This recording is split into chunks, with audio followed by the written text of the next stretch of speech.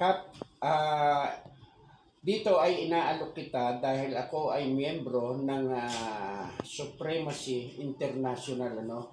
Ito yung tinatawag namin one-time payment, no? Kapag ka ikaw ay kumuha at nagbayad ka ng 16,000 plus, wala ka nang iintindihin. Ang iintindihin mo na lang yung 3 tao na ipapasok mo.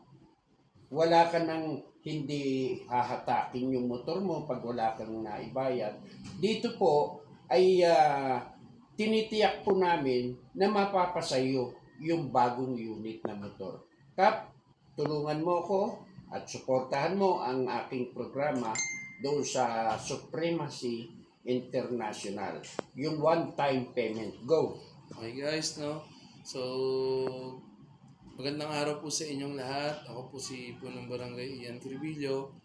Inaanyayahan ko po kayong lahat na suportahan natin ang one-time payment ng Supremacy International na malaking bagay po doon sa mga indigent people or mga walang kakayanan makakuha o makapag-avail ng kanilang mga sariling motor.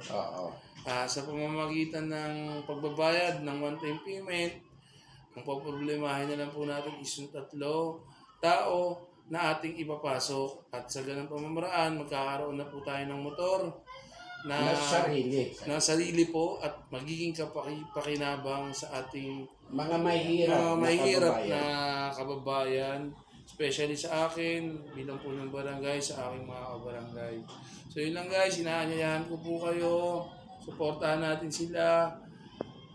Maganda po ang kanilang initiative at yun po, suportahan po natin kung may mga concern po kayo, message lang po kayo kay Sir Ed at maging sa akin po, punong barangay Ian Cribillo ng barangay 198, Zone 20, District 1, Pasay City. Maraming salamat po. Okay, thank you Kap at suportado mo ang aming programa sa Supremacy International, no? One-time payment lamang po ito at tinitiyak ko po sa inyo na magkakaroon po kayo ng sariling motor na hindi na po kayo maghuhulog, no?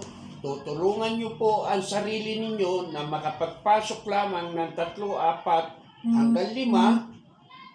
Check na yon. Wala ka nang babayaran na monthly. Maraming salamat Kap sa suporta mo. Thank you at mabuhay ka. Kakawad.